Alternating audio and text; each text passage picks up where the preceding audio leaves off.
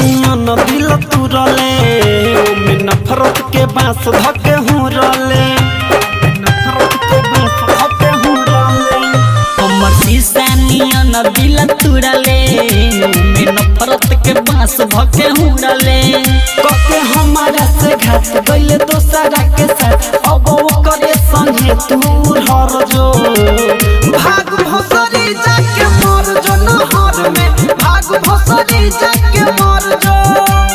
भाग भोसरी जाके मर जो नहर में भाग भोसरी जाके मर जो भाग भोसरी जाके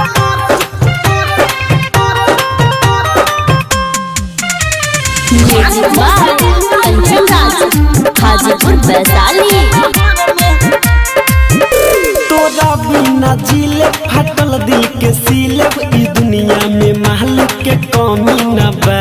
भइल बानी पागल रहतानी जागल छोड़ला के गम तोरा तनी न बा तोरा बिना जिले फाटल दिल के सिलब ई दुनिया में मालिक के कमी न बा भइल बानी पागल रहतानी जागल छोड़ला के गम तोरा तनी न बा हमर तुरले बारी ते हूँ दिलावा मोर सीना पमारी के किलावा रोज पीही सिगरेट हम होके पगले सुन बेवफा रे जल्दी निकल जो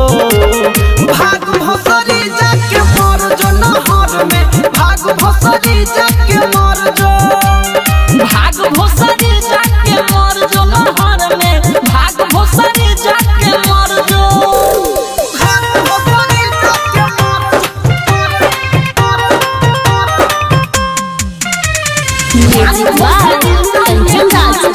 हाजीपुर वैशाली। सारा गम भुला देव अजी के देखा देव चाहे दिल सीना से निकाले पड़ी खाइल तोर कसम रे रहे सब भरम रे माफ करब नाही पापू परी सारा गम भुला देव अजी के देखा देव चाहे दिल सीना से निकाले पड़ी खाइल तोर कसम रे रहे सब भरम रे माफ करब नाही पापू परी तोहर प्यार भइल बहावे जहर दिल में आजाद के उठता लहर